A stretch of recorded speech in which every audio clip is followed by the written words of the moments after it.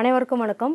UGTRB தேர்வுக்காக நம்ம பார்த்துட்டு இருக்குது வரலாற்று படம் பார்த்துட்ருக்கோம். அதில் ஃபஸ்ட் யூனிட்டில் நம்ம லாஸ்ட்டாக பார்த்தது என்ன அப்படின்னா, பிந்தைய வேத காலத்தை தொடர்ந்து நம்ம பார்த்த தலைப்பு சமண மதம். சமண மதம் எவ்வாறு யாரால் உருவாக்கப்பட்டது, அந்த சமயத்தின் முக்கிய சீடர்கள் யாரெல்லாம் பார்த்தோம். அதை தொடர்ந்து இந்த எபிசோடில் நம்ம பார்க்க போகிற தலைப்பு சமணத்தின் இரு பிரிவுகள். லாஸ்ட் கிளாஸ்லேயே சொல்லியிருந்தேன், சமணம் இரு பிரிவாக பிரிக்கப்பட்டது. ஒன்று திகம்பரர், இன்னொன்று ஸ்வேதம்பரர். திகம்பரர் யாரோட தலைமையின் கீழ் செயல்பட்டதுன்னா பத்ரபாகு தலைமையில் கீழ் செயல்பட்டது. ஸ்வேதம்பரர் ஸ்தூலபாகு என்பவரின் தலைமையில் கீழ் செயல்பட்டது. திகம்பரர் அப்படின்னா திசைகளை அல்லது திக்குகளை ஆடையாக அணிந்தவர்கள். இந்த ஸ்வேதம்பரர் அப்படின்றவங்க எவ்வாறு அழைக்கப்பட்டதுன்னா வெண்ணிற ஆடையை அணிந்தவர்கள் சூலபாகு தலைமையில் செயல்பட்டதாக நான் லாஸ்ட் கிளாஸில் சொன்னேன். அதை தொடர்ந்து நம்ம சமண மதத்தின் முக்கிய விஷயங்களை பற்றி பார்க்கலாம்.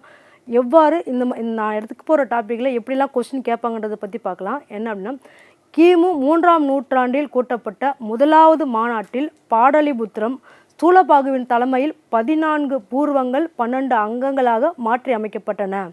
அடுத்து கிபி 1457 குஜராத்தில் உள்ள வல்லபியில் 2வது மாநாடு நடைபெற்றது. முதல் மாநாடு எங்கே நடத்துகிறாங்க? பாடலிபுத்திரத்தில். 2வது மாநாடு எங்கே? குஜராத்தில் உள்ள வல்லபியில் 2வது சமய மாநாடு நடைபெறுது. இதில் எத்தனை அங்கங்கள் தொகுக்கப்பட்டது அப்படின்னு பார்த்தோம்னா 11 அங்கங்கள் இந்த மாநாட்டில் தொகுக்கப்பட்டது. இவை எந்த மொழியில் எழுதப்பட்டது அப்படின்னு பார்த்தோம்னா பிராகிருத மொழியில் இந்த அங்கங்கள் எழுதப்பட்டது. இந்த மாநாட்டத்திற்கு தலைமை வகித்தவர் யார் அப்படின்னு பார்த்தோம்னா தேவரதி சேம சிரமனார் என்பவர் தான் இந்த மாநாட்டில் முக்கிய தலைமை வகிக்கிறாரு. சமண சமயத்தின் மூல நூல்கள் 14 பூர்வங்கள் ஆகும். இது பிராகிருத மொழியில் தொகுக்கப்பட்டதாக கூறப்படுகிறது. சமண சமய வரலாற்றை கூறும் நூல் எது அப்படின்னு பார்த்தோம்னா கல்பசூத்திரம். இது யாரால் எழுதப்பட்டது அப்படின்னு பார்த்தோம்னா பத்ரபாகுவால் எழுதப்பட்டது. கல்பசூத்திரம் எழுதிய ஆசிரியர் யார் அப்படின்னு கொஸ்டின் கேட்பாங்க. அந்த கல்பசூத்திரம் என்ற நூலின் ஆசிரியர் பத்ரபாகு. ஓகேங்களா? இது எதை பற்றி கூறுகிறது அப்படின்னு பார்த்தோம்னா சமண சமய வரலாற்றை பற்றி கூறும் நூல் இந்த கல்பசூத்திரம். இதெல்லாம் கொஸ்டின் ஆன்சராக நான் உங்களுக்கு சொல்லிட்டு இருக்கேன். ஓகேங்களா? அதே மாதிரி குஜராத்தின் வரலாறு என்ற நூலினை எழுதிய சமண எழுத்தாளர் யார் அப்படின்னு பார்த்தோம்னா ஏமச்சந்திரா. அல்லது ஏமச்சந்திரா எழுதிய நூல் எது அப்படின்னா குஜராத்தின் வரலாறு. இது சமண சமய எழுத்தாளர் என்றும் இவர் அழைக்கப்படுகிறார். அடுத்து பாசதிகள் என்பது என்ன? கொஸ்டின் ஆன்சராகவே நான் உங்களுக்கு சொல்லிட்டு வரேன். விளக்கம் பிஜிடிஆர்பியில் விளக்கமாக சொல்லியிருக்கேன். உங்களுக்கு ஸ்வீட் அண்ட் பெஸ்ட்டாக உங்களுக்கு ஈஸியாக புரிந்து கொள்ளக்கூடிய வகையில் தான் நான் உங்களுக்கு இந்த கிளாஸை கொடுத்துட்ருக்கேன். ஓகேங்களா? அதே மாதிரி சமண சமய மடங்கள் தான் பாசதிகள் என்று அழைக்கப்பட்டது. பாசதிகள் என்பது சமண சமய மதங்கள். ஓகேங்களா? அதே மாதிரி பிம்பிசாரர், அஜாதசத்ரு, சந்திரகுப்த மௌரியர், சாம்பிரத்தி, காரவேலர் ஆகிய அரசர்கள் சமண சமயத்தை ஆதரித்த முக்கிய அரசர்களாக பார்க்கப்படுகின்றனர். அதிகும்பா, காந்தகிரி, உதயகிரி குகைகளில் சமண சமயத்தை சார்ந்தவர்கள் அதிகமாக வசித்ததாக பார்க்கப்படுகிறது. சரவண பலகுலாவில் உள்ள பாகுபலி என்ற கோமதீஸ்வரர் சிலை சமண சமயத்தை சார்ந்ததாக கூறப்படுகிறது. இந்த சமண சமய சிலையான கோமதீஸ்வரர் சிலையை யார் கட்டினார் அப்படின்னு பார்த்தோம்னா சாமுண்டராயர் என்பவர் தான் இந்த கோமதீஸ்வரர் ஆலயத்தை கட்டுறாரு. ராஜஸ்தானில் அபுமலையில் உள்ள தில்வாரா கோயில் சமண சமயத்தை சார்ந்ததாக பார்க்கப்படுகிறது. சமண சமய போதகர்கள் தீர்த்தங்கரர்கள் என அழைக்கப்பட்டனர். தீர்த்தங்கரர்கள் என அழைக்கப்பட்டவர்கள் சமண சமய போதகர்கள். நிர்வாண நிலை என்பது முக்தி நிலைமை என்பதை சமண சமயம் கூறுகிறது. அடுத்து இந்த எல்லோரா, பண்டல்கண்ட், மவுண்ட் அபு, பாலிதானா, கிர்னார் ஆகிய இடங்களில் சமண சமய கோயில்கள் உள்ளன. ஹேமச்சந்திரன் என்ற அறிஞர் பரிசிஷ்ட் பர்வான் என்ற சமண இலக்கியத்தை படைத்தார். பரிசிஷ்ட் பர்வான் என்ற நூலை எழுதியவர் ஹேமச்சந்திரன். தீபாவளி பண்டிகை சமணர்களுக்கு புத்தாண்டு என்று கூறப்படுகிறது. இதுவரைக்கும் நம்ம சமண சமயத்தை பற்றி பார்த்தோம். அடுத்து நம்ம பார்க்க போகிற தலைப்பு புத்த சமயம். புத்த சமயம் யார் தோற்றுவித்தார் அப்படின்னு பார்த்தோன்னா கௌதம புத்தர். கௌதம புத்தர் என்ற சித்தார்த்தர், இயற்பெயர் சித்தார்த்தர். இவர் மகாவீரரின் சமகாலத்தவர் என்று அழைக்கப்படுகிறார். புத்தர் எப்பொழுது பிறந்தார் அப்படின்னு பார்த்தோம்னா இவர் கிமு 563 நேபாளத்தில் கபிலவஸ்து என்ற இடத்தில் லும்பினி வனத்தில் புத்தர் பிறக்கிறாரு. இவர் எந்த குலத்தில் பிறந்தார் அப்படின்னு பார்த்தோம்னா சாக்கிய குலத்தில் கௌதம குடும்பத்தில் சித்தார்த்தர் பிறக்கிறாரு. சித்தார்த்தர் தான் புத்தரின் இயற்பெயர் என்று கூறப்படுகிறது. இந்த புத்தரின் தந்தை யார் அப்படின்னு பார்த்தோம்னா புத்தரின் தந்தை சுத்தோதனார், தாய் மகா மாயா, மகன் ராகுலன், மனைவி யசோதரை. புத்தரை மகா பிரசாதிபதி என்பவர் வளர்த்தார். புத்தர் தம் வாழ்வில் துறவற வாழ்க்கைக்கு முக்கியமான காட்சிகள் என்ன அப்படின்னு பார்த்தோம்னா ஒரு முதியவர், நோயாளி, பிணம், துறவி, இந்த 4 நிலைகளை பார்த்து தான் இவர் இல்லற வாழ்விலிருந்து துறவு வாழ்க்கைக்கு தன்னுடைய வாழ்க்கையை மாற்றி அமைச்சுக்கிறாரு. புத்தர் எங்கே மெய்ஞான உபதேசத்தை கேட்டறிகிறாரு யார்கிட்ட அப்படின்னு பார்த்தோம்னா, ராஜகிரகத்தில் ஆளரா காலமாக உத்ரா ராமபுத்திரர் ஆகிய இருவரிடம் மெய்ஞான உபதேசத்தை கேட்டு அறிகிறாரு. 29வது வயதில் வீட்டை துறந்து தனது 35வது வயதில் புத்தகையா என்ற இடத்தில் போதி அரச மரத்தடியில் ஞானோதயம் பெற்றார். புத்தர் தனது முதல் சொற்பொழிவை பனாரஸில் காசியில் உள்ள சாரநாத் மான் பூங்காவில் மேற்கொள்கிறாரு. இவர் கிமு 483 குஷி நகரில் இவர் இறக்குறாரு. புத்தர் ஆரிய சமயம், சடங்கு, வேள்வி சம்பிரதாயங்களை நிராகரிக்கிறாரு. அதே மாதிரி புத்தர் ஆண் சமயத்தின் ஆண் துறவிகள் பிக்குகள் என்றும் பெண் துறவிகள் பிக்குணிகள் என்றும் அழைக்கப்படுறாங்க. புத்தரின் இறப்பு பரிநிர்வாணம் அல்லது மெய் துறக்கம் என்று அழைக்கப்படுகிறது. புத்த சமய கொள்கையை திரிபீடகம் கூறுகிறது. இதற்கு 3 கூடைகள் என்று பெயர். அந்த 3 கூடைகள் என்ன அப்படின்னு பார்த்தோம்னா, வினயப்பீடகம், சுத்த பீடகம், அபிதம்ம பீடகம் என்று அழைக்கப்படுகிறது. ஓகேங்களா? வினயப்பீடகம் அப்படின்னா துறவிகளுக்கான ஒழுக்கம் பற்றி கூறுவது. சுத்த பீடகம் அப்படின்னா புத்தரின் சிறு சொற்பொழிவுகளை பற்றி கூறுகிறது. அபிதம்ம பீடகம்னா புத்த மத தத்துவங்கள் மற்றும் மத பிரச்சாரங்களை பற்றி கூறுவது. இப்போ கொஸ்டின் கேட்டாங்கன்னா, புத்தரின் சிறு சொற்பொழிவுகளை கூறுவது எது? அதில் வினயப்பீடகம், சுத்த பீடகம், அபிதம்ம பீடகம்னு ஆப்ஷன் கொடுப்பாங்க. நீங்கள் சூஸ் பண்ண வேண்டியது சுத்த பீடகம். சரி, துறவிகளுக்கான ஒழுக்கம் பற்றி கூடும் பீடகம் எது அப்படின்னு கேட்டாங்கன்னா, நீங்கள் வினயப்பீடகம் என்பதை சூஸ் பண்ணணும். 3வது கொஸ்டினா, அபிதம்ம பீடகம் எதை பற்றி கூறுகிறது அப்படின்னு கேட்டாங்கன்னா, புத்த மத தத்துவங்கள் மற்றும் மத பிரச்சாரங்களை பற்றி இந்த அபிதம்ம பீடகம் கூறுகிறது. எப்படி கொஸ்டின் கேட்டாலும் உங்களால் ஆன்சர் பண்ண முடியும் வகையில் தான் நான் இந்த கிளாஸை கொடுத்துட்ருக்கேன். ஓகேங்களா? இறுதியாக 4வது புத்த மாநாட்டில் தான் இந்த திரிபீடகங்கள் பாலி மொழியில் தொகுக்கப்பட்டதாக கூறப்படுது. புத்தர் எந்த மொழியில் போதிச்சார் அப்படின்னு பார்த்தோம்னா, பாலி மொழியில் தான் தன் கருத்துக்களை போதிக்கிறாரு. புத்த ஜாதக கதைகள் புத்தரின் முற்பிறப்பு பற்றி 500 கதைகளை கூறுகிறதாக கூறப்படுகிறது. மிலிந்த பன்கா என்ற நூல் கிரேக்க அரசர் மினாண்டருக்கும் புத்த துறவி நாகசேனருக்கும் இடையில் நடைபெற்ற உரையாடல் என்று கூறப்படுகிறது. இதை எப்படி கொஸ்டின் கேட்பாங்க அப்படின்னா, கிரேக்க அரசரான மினாண்டருக்கும் புத்த துறவியான நாகசேனருக்கும் இடையே நடைபெற்ற உரையாடலை கூறும் நூல் எது அப்படின்னா மிலிந்த பன்கா என்பதை நீங்கள் சூஸ் பண்ணலாம். ஓகேங்களா? அடுத்து புத்தர் போதித்த 4 சிறந்த உண்மைகள் என்ன அப்படின்னு பார்த்தோம்னா, ஃபர்ஸ்ட் ஒன், வாழ்க்கை துன்பம் நிறைந்தது. 2வது, ஆசையே துன்பத்திற்கு காரணம். அதாவது புத்தர் போதித்த 4 உண்மைகளில் முதலாவதாக கூறப்படுவது வாழ்க்கை துன்பம் நிறைந்தது. 2வது, ஆசையே துன்பத்திற்கு காரணம். 3வது, ஆசையை ஒழித்தால் துன்பத்திலிருந்து விடுபடலாம். 4வது, துன்பத்திலிருந்து விடுபட எண் வழிகளை பின்பற்ற வேண்டும். அந்த எண் வழிகள் என்ன அப்படின்னு பார்த்தோம்னா, நன்னம்பிக்கை, நல்லெண்ணம், நல்வாக்கு, நற்செயல், நல் சிந்தனை, நன்முயற்சி, நல்வாழ்வு, நல் தியானம். ஓகேங்களா? இது எண் வழி மார்க்கமாக பார்க்கப்படுகிறது. அடுத்து நம்ம பார்க்க போகிற டாபிக் என்னன்னா, பௌத்த மத சமய மாநாடுகள். பௌத்த சமய மாநாடுகள் 4 அதான் நம்ம பார்க்க போகிறோம். அதில் முதலாவதாக நடைபெற்ற மாநாடு எந்த ஆண்டு நடைபெற்றதுன்னா, கிமு 453ஆம் ஆண்டு இந்த முதல் பௌத்த சமய மாநாடு நடைபெறுகிறது. இந்த முதல் பௌத்த சமய மாநாடு எங்கே நடைபெறுது அப்படின்னு பார்த்தோம்னா, ராஜகிரகம். இடம் ராஜகிரகம். இந்த முதல் மாநாட்டை நடத்தி காட்டிய மன்னர் யார் அப்படின்னா அஜாதசத்ரு. அந்த அஜாதசத்ரு அதாவது முதல் சமய மாநாட்டை நடத்திய வம்சம் எதுன்னா அரியங்கா வம்சம். இந்த மாநாட்டோட தலைவர் யார் அப்படின்னு பார்த்தோம்னா மகா காஷ்யப்பர். இது எப்படியோ கொஸ்டினாக கேட்பேன்னா, நடைபெற்ற இடம் கொஸ்டினாக கேட்க வாய்ப்பு இருக்குது. ராஜகிரகம். நடைபெற்ற ஆண்டு கிமு 453.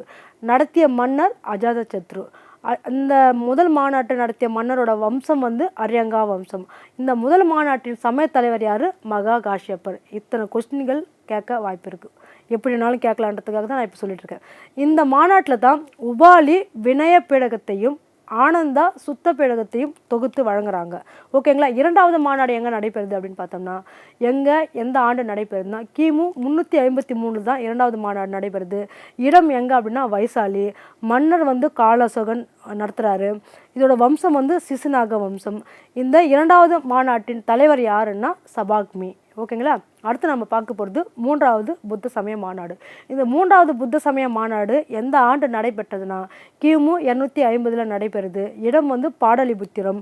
மன்னர் அசோகர் நடத்துகிறாரு. இந்த வம்சம் மௌரிய வம்சம். மாநாட்டோட தலைவர் யாருன்னா மொகாலி புத்திஷா இந்த மாநாட்டோட தலைவர். உபகுப்தர் மாநாட்டில் அபிதம்ம பீடத்தை தொகுத்து வழங்குறாரு. புத்த மதத்தை பரப்ப பல்வேறு நாடுகளுக்கு குழுக்களை அனுப்ப தீர்மானிக்கப்பட்டது. 4வது பௌத்த மாநாடு எங்கே நடைபெறுது அப்படின்னா, எப்போ நடைபெறுது அப்படின்னு பார்த்தோம்னா கிபி 1 தான் 4ஆம் புத்த மாநாடு நடைபெறுது. இடம் வந்து குண்டலிவனம். இந்த குண்டலிவனம் எங்கே இருக்குன்னா ஜம்மு காஷ்மீரில் தான் இந்த குண்டலிவனம் இருக்குது. இந்த 4வது புத்த மாநாட்டை நடத்திய மன்னர் யாருன்னா கனிஷ்கர். கனிஷ்கரோட வம்சம் எது? குஷான வம்சம். இந்த 4வது புத்த மாநாட்டின் தலைவர் யாருன்னா வசுமித்திரர். இந்த மாநாட்டில் முக்கிய நிகழ்வாக என்ன பார்க்கப்படுது அப்படின்னு பார்த்தோம்னா, இந்த மாநாட்டில் தான் புத்த மதம் மகாயானம் ஹீனயானம் என இரு பிரிவாக பிரிக்கப்பட்டது. புத்த மதம் இரு பிரிவாக பிரிக்கப்பட்ட மாநாடு எது அப்படின்னு கொஸ்டின் கேட்கலாம். இது 4வது மாநாடுன்றதை நீங்கள் சூஸ் பண்ணுங்கள். புத்த மதத்தின் 3 ரத்தினங்கள் என்பது புத்தம், சங்கம், தர்மம். இது 3 தான் 3 ரத்தினங்களாக பார்க்கப்படுது.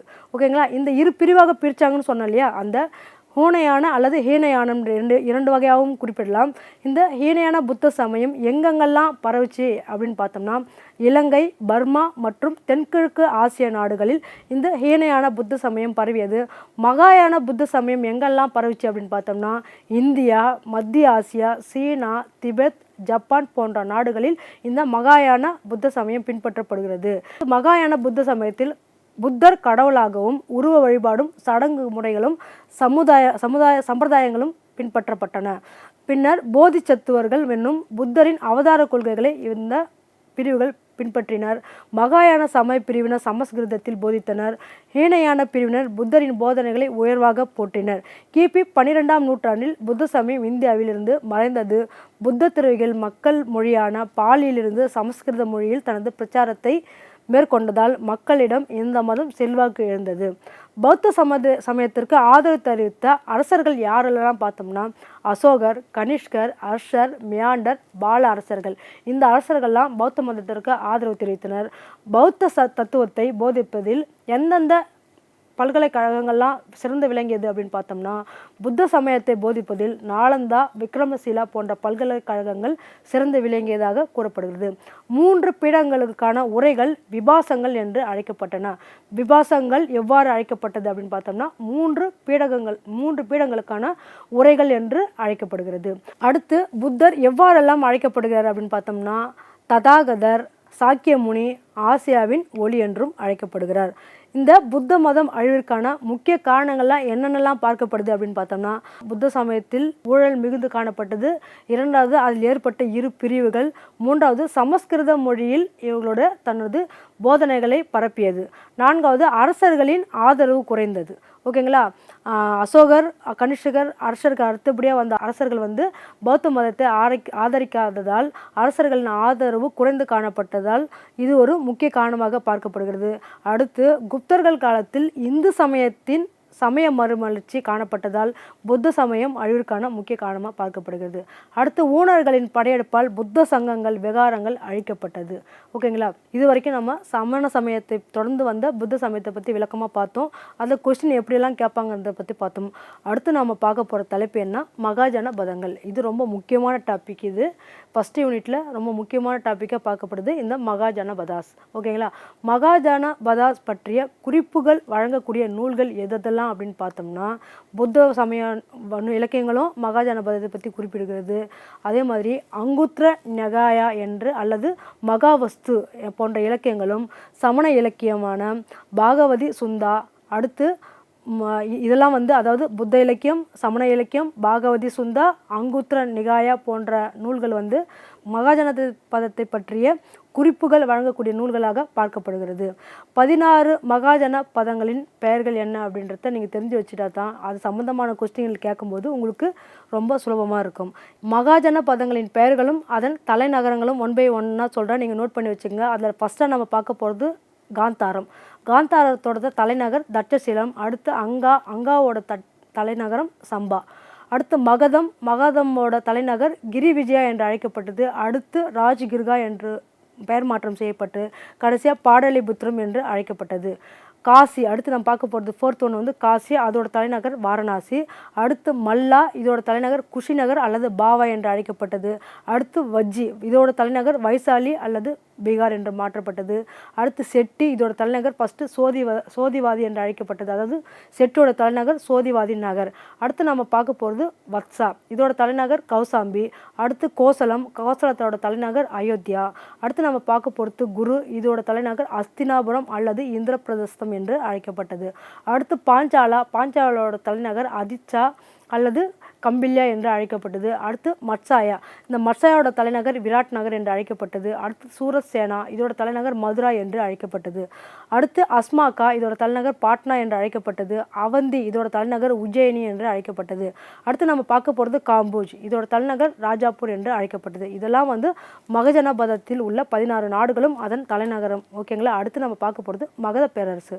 மகத பேரரசு எப்படி உருவாக்கியது, அதோட சிறந்த அரசர்கள், அந்த பேரரசு எப்படி விரிவாக்கம் செஞ்சாங்க, அதுலேருந்து சிறப்பான விஷயங்கள் என்னன்றதை நம்ம விளக்கமாக பார்க்க போகிறோம். அடுத்து நம்ம பார்க்க போகிறது மகத பேரரசு. பரிசிஷ்ட் பர்வன் என்ற சம இலக்கியத்தை படைத்தவர் யார், ஏற்கனவே சொல்லியிருந்தோம், ஏமச்சந்திரர். இவர் படைத்த அந்த பரிசிஷ்ட் பர்வன் என்ற சமண இலக்கியம் மகத பேரரசை அறிந்து கொள்ள உதவும் முக்கிய நூலாக பார்க்கப்படுது. சிந்து சமவெளி நாகரிகத்தின் வீழ்ச்சிக்கான காரணம் பூகம்பம் என்று கூறிய ஆர்எல் ரேக்ஸ் என்பவர் அவர் எழுதிய நூல்களும் இந்த மகத பேரரசை அறிந்து கொள்ள உதவும் நூல்களாக பார்க்கப்படுது. அடுத்து சுவாஸ்திக அடையாளம் கண்டுபிடிக்கப்பட்ட நாகரிகம் எதுனா இந்த ஹரப்பா. அடுத்து நம்ம பார்க்க போகிறது வாட்சாவோட நிலை என்ன அப்படின்னு பார்த்தோம்னா, யமுனை நதிக்கரையில் கௌசாம்பியை தலைநகராக கொண்டு உதயன் என்பவர் ஆட்சி செய்தார். இப்போ நம்ம பார்த்துட்டு மகத பேரரசு, அந்த மகத பேரரசில் உள்ள முக்கிய நகரங்களும் அந்த நகரங்களில் யார் ஆட்சாங்க, அது எப்படி சிறந்த விளங்கியது அப்படின்றத பற்றி தான் இப்போ பார்க்க போகிறோம். அதில் நம்ம முதன்மையாக பார்க்க போகிறது வாட்சா எங்கே இருக்குது அப்படின்னு பார்த்தோம்னா, யமுனை நதிக்கரையில் கௌசாம்பியை தலைநகராக கொண்டு இந்த வாட்சா செயல்படுது. அதோட ஆட்சியாளர் யாருன்னா உதயன் என்பவர் தான் இந்த வாட்சாவை ஆட்சி செய்கிறாரு. தனது வலிமையை திருமண உறவுகள் மூலம் இவர் பெருக்கினார். வம்சம் உதயனின் மறைவிற்கு பிறகு அவந்தியால் இணைக்கப்பட்டது. அடுத்து நம்ம பார்க்க போகிறது அவந்தியோட தலைநகர் எது அப்படின்னு பார்த்தோம்னா உஜ்ஜயினி தான் அவந்தியோட தலைநகர். பிரயோதா இதன் முக்கிய அரசனாவான். உதயனின் தங்கையான வசாதத்தாவை திருமணம் செய்து இவன் புத்த மதத்தை ஆதரித்தான். அடுத்து நம்ம பார்க்க போகிறது கோசலம். அதாவது கோசலத்தோட தலைநகர் அயோத்தியை தலைநகரமாக கொண்டு பிரசேனஜித் என்பவர் ஆண்டார். இவர் திருமண உறவுகள் மூலம் மகதத்துடன் தனது உறவை ஏற்படுத்தி கொண்டார். இவரின் இறப்பிற்கு பிறகு கோசலம் மகதத்துடன் இணைக்கப்பட்டது. அடுத்து நம்ம பார்க்க போகிறது அதர்வ வேதமே அங்கா நாட்டை குறிப்பிடும் முதல் நூல் என்று அழைக்கப்படுகிறது. அதர்வ வேதமே அங்கா நாட்டை குறிப்பிடப்படும் முதல் நூல். அங்கா நாட்டை குறிப்பிடப்படும் முதல் நூல் எது? அதர்வன வேதம். ஓகேங்களா. அடுத்து அங்கத்தின் தலைநகர் எதுன்னு சொல்லியிருந்தோம், சம்பா. ஆரியர்கள் இப்பகுதியில் வாழ்பவர்களை தீண்டத்தகாதவர்களாக கருதினர். பிம்பிசாரர் ஆட்சி காலத்தில் இந்த அங்கா மகதத்துடன் இணைக்கப்பட்டது. ஓகேங்களா. அடுத்து நம்ம பார்க்க போகிறது மகத பேரரசு. இந்த மகத பேரரசு எத்தனை நாடுகளை உள்ளடக்கியது அப்படின்னு பார்த்தோம்னா, மகாஜனபத நாடுகளான மொத்தம் 16 நாடுகளை உள்ளடக்கிய பேரரசு தான் இந்த மகத பேரரசு. இந்த மகாஜனபதங்களில் சிறந்த அரசு எது அப்படின்னு பார்த்தோம்னா மகதம். மகாஜனபதங்களை பற்றி கூறும் புத்த சமய இலக்கியங்கள் எது? அங்குதார நிகாயம் என்றதை ஏற்கனவே சொல்லியிருந்தோம். இந்த மகத பேரரசு 4 வம்சங்களால் ஆட்சி செய்தது. நோட் பண்ணி வச்சுங்க. ரொம்ப முக்கியமான விஷயம் எதுன்னா, மகத பேரரசு 4 வம்சங்களால் ஆட்சி செய்யப்பட்டது. அந்த 4 வம்சங்கள் என்ன அப்படின்னு பார்த்தோன்னா, ஃபர்ஸ்ட் ஒன்று அரியங்கா வம்சம், செகண்ட் ஒன் சிசுநாக வம்சம், தேர்ட் ஒன் நந்த வம்சம், ஃபோர்த் ஒன் மௌரிய வம்சம். ஓகேங்களா. அதில் ஃபர்ஸ்ட் ஒன்னான அரியங்கா வம்சத்தை பற்றி தான் நம்ம பார்க்க போகிறோம். அரியங்கா வம்சம் பிம்பிசாரர்லேருந்து ஸ்டார்ட் ஆகுது. கிமு 525 கிமு 500 வரையான காலகட்டம் தான் இந்த அரிய வம்சம் ஆட்சி செய்த காலகட்டம். மகதத்தை ஆட்சி செய்த முதல் வம்சமான அரியங்கா வம்சத்தை தோற்றுவித்தவர் யாருன்னா பிம்பிசாரர். இந்த பிம்பிசாரர் மகதத்தை ஆட்சி செய்த முதல் வம்சமான அரியங்கா வம்சத்தை தோற்றுவிக்கிறாரு. இதோட தலைநகர் சிராசோதின்றதை நான் ஏற்கனவே சொல்லியிருந்தேன். இந்த சிராசோதி தான் பின்பு கிருவிராஜா என்று அழைக்கப்பட்டது. கிருவிராஜா தான் ராஜகிரகம் என்று பெயர் மாற்றம் செய்யப்பட்டது. மகதத்தை வலிமை பெற்ற நாடாக மாற்றிய பெருமை இந்த பிம்பிசாரரையே சாரும். ராஜகிரகம் என்ற நகரை உருவாக்கிய பெருமையும் பிம்பிசாரரையே சாரும். ராஜகிரகத்தின் சிதைவு காணப்படும் நகரம் எது அப்படின்னு பார்த்தோம்னா, அந்த ராஜகிரகத்தின் சிதைவு காணப்படும் இடம் ரெக்கிஸ் என்று அழைக்கப்படுகிறது. சமய இலக்கியங்கள் இவரை ஸ்ரேனியா என்று அழைக்கப்படுகிறது. ஸ்ரேனியா என்று அழைக்கப்படும் நபர் யார்? பிம்பிசாரர். ஸ்ரேனியா என்று அழைக்கப்படும் சமய இலக்கியங்கள் எது அப்படின்னு குறிப்பிடுவாங்க. அதே மாதிரி பிம்பிசாரர் இந்தியாவின் நிலையான படையை பராமரித்த முதல் அரசர் என்று அழைக்கப்படுகிறார். இந்தியாவின் நிலையான படையை, அதாவது இந்தியாவின் நிலையான படையை பராமரித்த முதல் அரசர் பிம்பிசாரர் என்றும் அழைக்கப்படுகிறார். புத்தர் மற்றும் மகாவீரின் சமகாலத்தவரே இந்த பிம்பிசாரர். போர் மற்றும் திருமண உறவுகள் மூலமாக தன்னை வலிமைப்படுத்தி கொண்டார். கோசல நாட்டு இளவரசியான கோசல தேவியை மணந்து காசியை சீதனமாக பெற்றார். அங்கா நாட்டு அரசர் பிரம்மகர்த்தாவை தோற்கடித்து அங்கா நாட்டையும் தன்னுடைய மகத பேரரசுடன் இணைத்து கொண்டார். அவந்தி அரசரான சந்தபிரத் யோதாவின் மகளின் காமால நோயை குணப்படுத்த தன் மருத்துவரான ஜீவிகாவை அந்த நாட்டுக்கு இவர் அனுப்பி வைக்கிறாரு. அதன் மூலம் அவந்தியையும் இவர் தன்னுடைய மகத பேரரசுடன் இணைத்துக் கொள்கிறார்.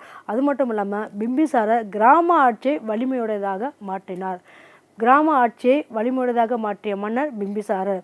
பிம்பிசாரர் ஆட்சி காலத்தில் தான் சிந்து சமவெளியை தாக்கி வெற்றி கொண்டார் முதலாம் டேசியஸ். யாருடைய ஆட்சி காலத்தில் முதலாம் டேசியஸ் சிந்து சமவெளியை வெற்றி கொண்டார் அப்படின்னு பார்த்தோம்னா பிம்பிசாரருடைய ஆட்சி காலத்தை நீங்கள் நோட் பண்ணி வச்சுக்கோங்க. அடுத்து நம்ம பார்க்க போகிற டாபிக் எது அப்படின்னா பாரசீக மற்றும் கிரேக்க படையெடுப்புகள். இந்தியாவில் பாரசீக மற்றும் கிரேக்க படையெடுப்புகள் எப்படி நடந்துச்சு, எப்பொழுது நடந்துச்சுன்றது தான் நம்ம இப்போ விளக்கமாக பார்க்க போகிறோம். அதில் பாரசீக மற்றும் கிரேக்க படையெடுப்பு அதில் ஃபஸ்ட் நம்ம பார்க்க போகிறது முதலாம் சைரஸ். அக்மேனிய வம்சத்தை நிறுவியவர் இந்த முதலாம் சைரஸ் என்று அழைக்கப்படுகிறார். இந்தியாவின் மீது படையெடுத்த முதல் படையெடுப்பாளர். பர்கட்ரியா, காந்தாரம் ஆகிய பகுதிகளை வென்றவர் இவரது மகனான காசிபிக். அடுத்து நம்ம பார்க்க போகிறது முதலாம் டோரிஸ். இவரோட ஆட்சி காலம் எதுலேருந்து எது வரைக்கும் அப்படின்னு பார்த்தோம்னா கிமு 530 கிமு 522 வரைக்குமான காலகட்டம் தான் இந்த முதலாம் டோரிஸோட காலகட்டமாக பார்க்கப்படுது. இவர் யார் அப்படின்னு பார்த்தோம்னா பாரசீகத்தின் 3வது அரசர். முதலாம் சைரஸ் என்று அழைக்கப்பட்ட முதலாம் சைரஸின் பேரன் தான் இந்த முதலாம் டோரிஸ் என்று அழைக்கப்படுகிறார். கிமு 518 சிந்து மாநிலத்தை வென்று பாரசீகத்துடன் இணைத்தவர். அடுத்து சிந்து நதி ஆய்விற்காக ஸ்கைலாஸ் தலைமையில் கப்பற்படையை அனுப்பி வைத்தவர் இந்த முதலாம் டோரிஸ். முதலாம் டோரிஸ் அலெக்சாண்டரிடம் அர்பெல்லா போரில் கிமு 330 காலகட்டத்தில் தோல்வியடைந்து காந்தாரம் சிந்து பகுதியை அலெக்சாண்டரிடம் இழந்துடுறாரு. அதோட விளைவு என்ன அப்படின்னு பார்த்தோம்னா அராமி என்ற கரோஸ்து எழுத்து முறை வளர்ச்சி அடைந்தது. அலெக்சாண்டரின் இந்திய படையெடுப்பு தான் நம்ம அடுத்ததாக பார்க்க போகிறோம். அடுத்து நம்ம பார்க்க போகிற தலைப்பு அலெக்சாண்டரின் இந்திய படையெடுப்பு. அலெக்சாண்டரின் இந்திய படையெடுப்பு எப்போ நடக்குது அப்படின்னு பார்த்தோம்னா கிமு 327 கிமு 323 வரைக்குமான காலகட்டம் தான் அலெக்சாண்டரின் இந்திய படையெடுப்பு. அலெக்சாண்டரின் இந்திய படையெடுப்பு குறித்து இந்திய சான்றுகள் எதுவும் குறிப்பிடப்படவில்லை. அலெக்சாண்டர் யாருன்னு பார்த்தோம்னா மாசிடோனிய நாட்டு மன்னனான 2ஆம் பிலிப் என்பவரின் மகன்தான் இந்த அலெக்சாண்டர்.